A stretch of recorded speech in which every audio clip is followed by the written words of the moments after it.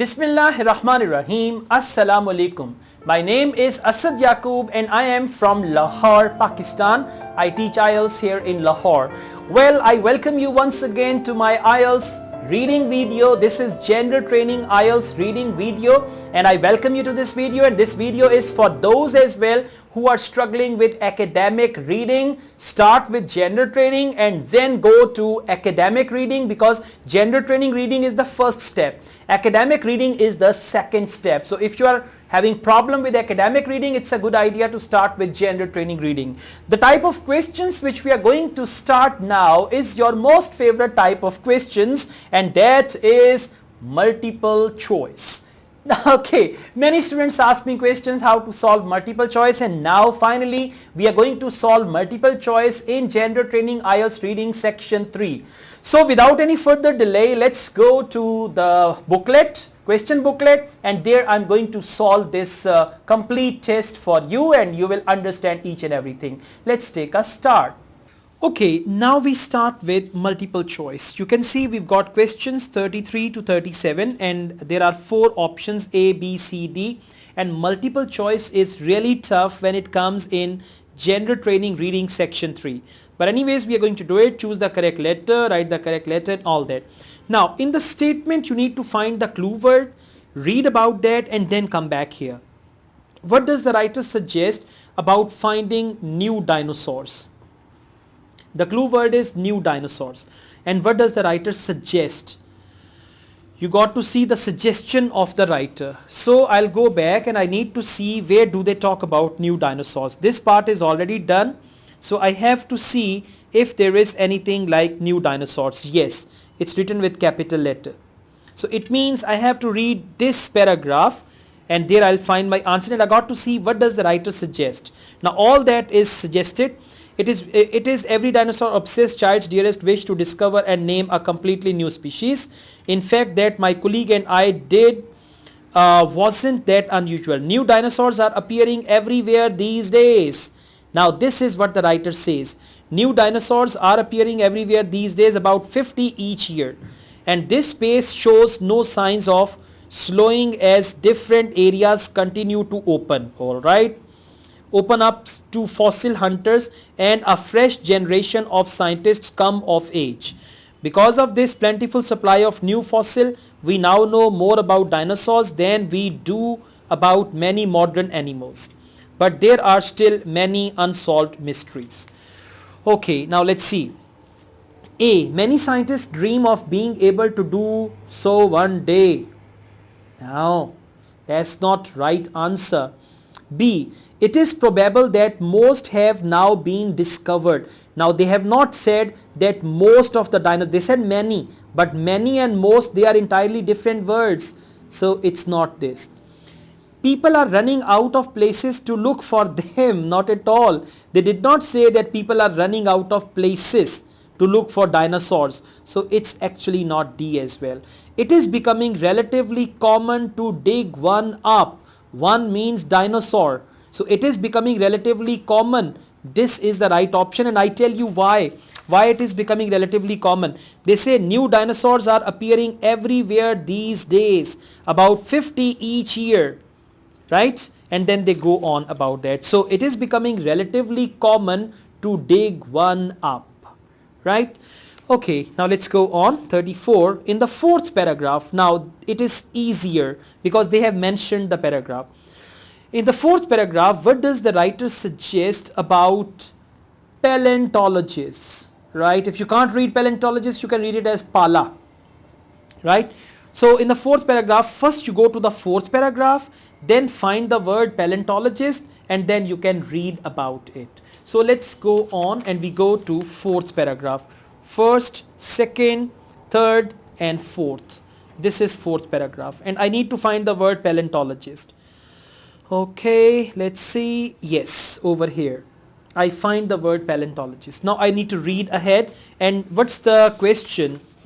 The question is, in the 4th paragraph, what does the writer suggest? It's again about suggestion. What does the writer suggest about paleontologists? Okay, so paleontologists is mentioned here and then it is mentioned here as well. So we need to read both. Paleontologists even proposed that they were warm-blooded creatures like modern birds with a constant high body temperature that they controlled internally rather than from warming themselves by lying in the sun. Okay, this is one thing. A few decades later, opinions are still mixed. The problem is that dinosaur can't be observed. This is another thing. Paleontologists must rely on studying fossil.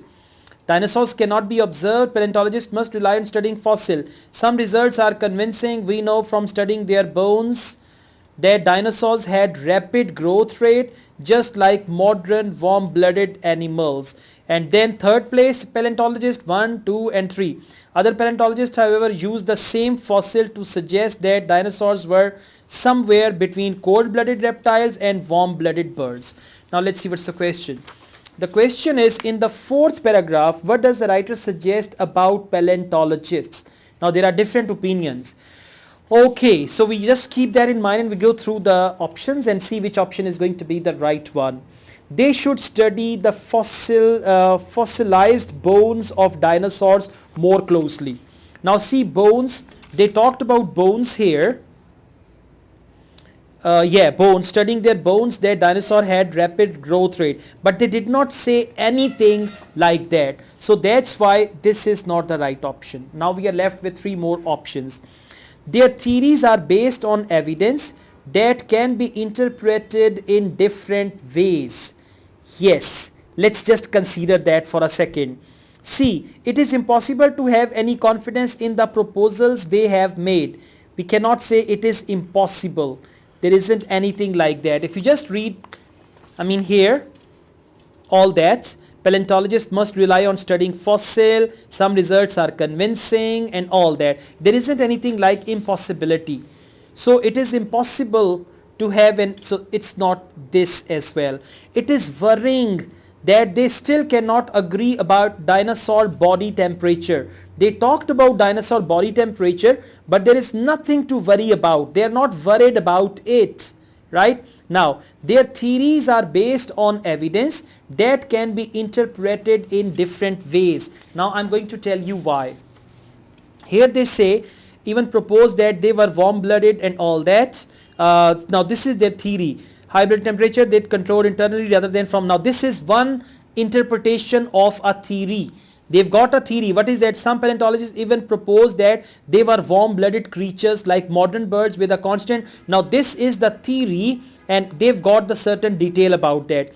Next, they say can't be observed, then paleontologists must rely on studying fossil. Some results are convincing. We know from studying their bones that dinosaurs had rapid growth rate and all that. Other paleontologists, now some are saying this, other paleontologists however use the same fossil. They use the same fossil to suggest something else. So what is that? Their theories are based on evidence that can be interpreted in different ways, and there are 2-3 different ways. So that's why B is going to be the right answer for question number 34. Now let's go on. 35. When describing the theory of how dinosaur began to fly, the writer is, now first you need to see the paragraph where they are talking about dinosaur and their flight and all that. Okay, so here the discovery of long skinny legs and neck and all that.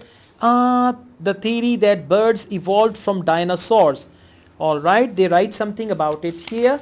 But our question is, when describing the theory of how dinosaurs began to fly, the writer is. So it means the answer is in this paragraph, because this paragraph is about that. Now what is the writer? Let's just check that. Feathers first developed in dinosaur. They probably originated. Many dinosaurs retained this basic fluffy coat, but in group they grew bigger, started change. They lined the arms and sometimes leg, formed wings. Okay, these feathers probably for display. Now we need to actually check where do they say when describing the theory of how dinosaur began to fly, the writer is. There is something which is about the writer. Is he amused, surprised, excited, or confused, and then the remaining part you can read. So there are just 4 things. You know, when this statement does not tell you anything, then you got to read this. Otherwise, if this statement tells you, then you should read this later. But now the writer is, I'm not clear, the writer is what? Now I'm clear, the writer is amused, surprised, excited or confused. So this is what I need to find out. These feathers were, now I need to find the feeling of the writer. To attract mates or scare off rivals, they appear in species such as the ostrich-like and such creatures. Now you don't need to read this, ornithomimosaur and all that. Mimosaur were too large to fly. Flight may actually have come about by accident when smaller winged dinosaurs began jumping between trees or leaping in the air, and their wings had aerodynamic property. This is one of the most stimulating new notions about dinosaur. Now the writer says this is one of the most stimulating.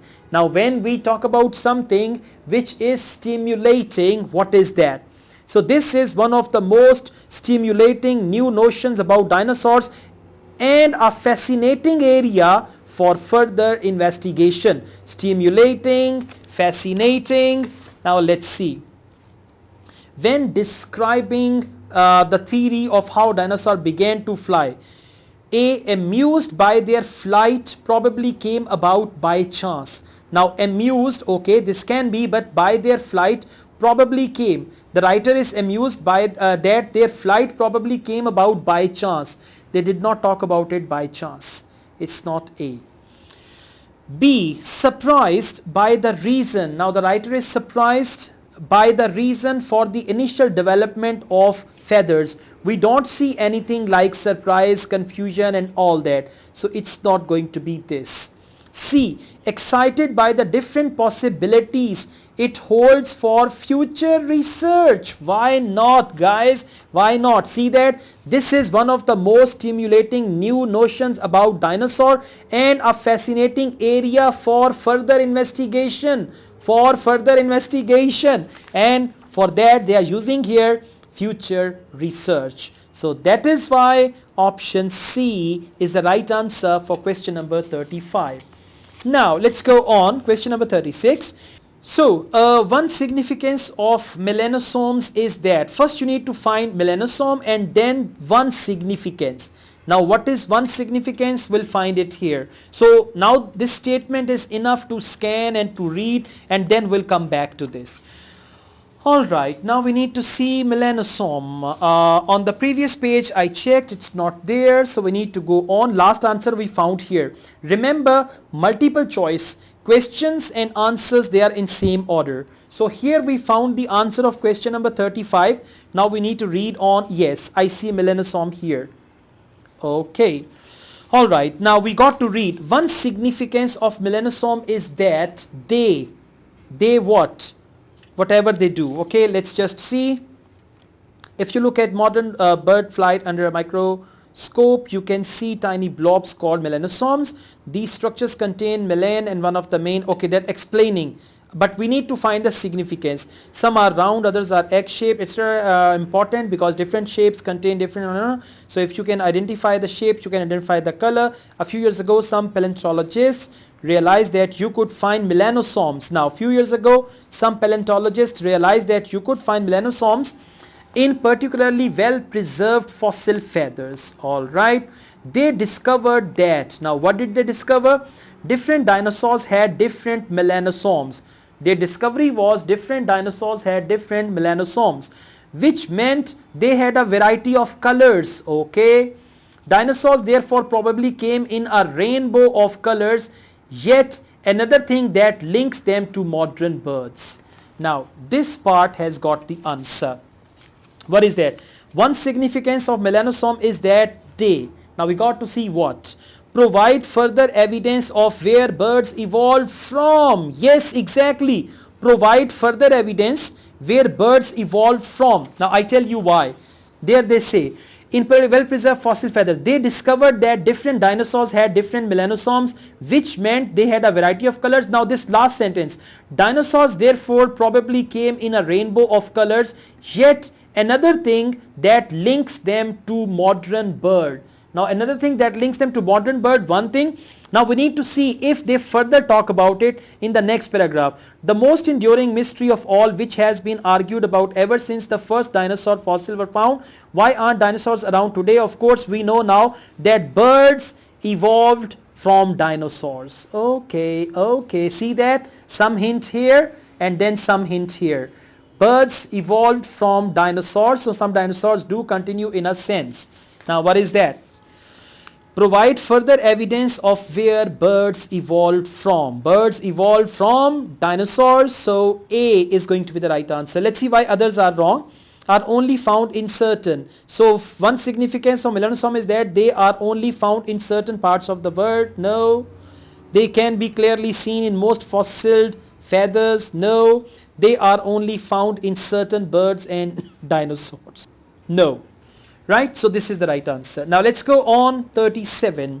37 is, which of the following best summarizes the writer's point in final paragraph, in the last paragraph. Now unless you go through this, you cannot be clear about it. Which of the following best summarizes? One thing is, first read the last paragraph and then come back here, right? But if you read this first, then you will always be thinking about it. So let's just go to the last paragraph, and there we see which of the following best summarizes writer's point of view in the final paragraph.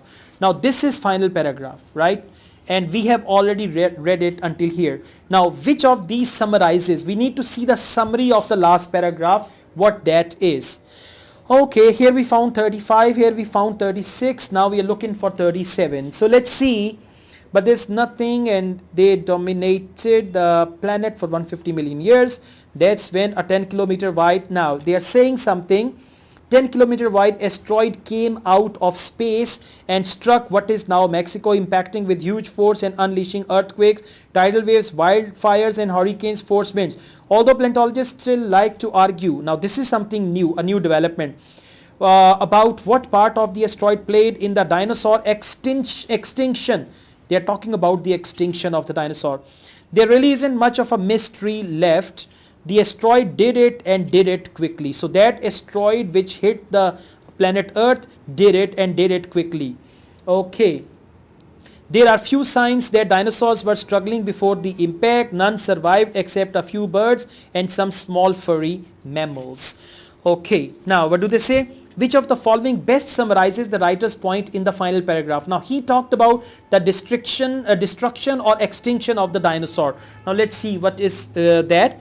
A. Scientists are right to continue questioning the effect of the asteroid strike.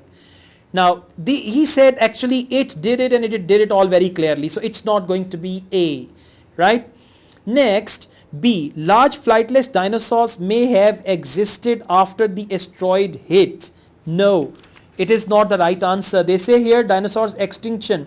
There really isn't much of a mystery left. The asteroid did it and did it quickly. There are few signs that dinosaurs were struggling before the impact. None survived except a few birds. So this none survived is actually large flightless dinosaurs may have existed. No, none survived. The dinosaur, next is the dinosaur were already declining before the asteroid hit. No, they did not mention that. The effects of the asteroid strike killed most dinosaurs. Yes, the effects of the asteroid strike killed most dinosaurs. How do we get to know about that? Over here. Although paleontologists still like to argue about what part of the asteroid played in the dinosaur extinction, there really isn't much of a mystery left. Now there isn't much of a mystery left means it is no more a mystery, right? The asteroid did it and did it quickly. There are few signs that dinosaurs were struggling before the impact. There are just few signs that dinosaurs were struggling before the impact. None survived. So this, the dinosaurs were already declining before the asteroid hit. No, the effects of the asteroid strike killed most dinosaurs. D is the right answer here. So this is how you got to do. Now we found 37 here. You can take a look, 35, 36, 37, and on the previous page we found the other ones. Welcome back. So guys, now at least multiple choice should not be a problem for you. If you like this video, hit the like button and don't forget to comment as well. and you must subscribe my channel Asad Yaqub and another channel Asad Yaqub Vlogs, and you should click the bell icon so that whenever I upload any new video, you should be the first one to get the notification. I also run a Facebook page, Asad Yaqub IELTS Facebook page. You should like that page as well. Through that page, regularly on the daily basis, I will share some information about IELTS with you. I also teach IELTS online. If you want to join my online IELTS classes, you can contact me for that. Asad Yaqub from Lahore, Pakistan wishes you all the best. Take good care of yourselves and take good care of your IELTS preparation. Allah Hafiz.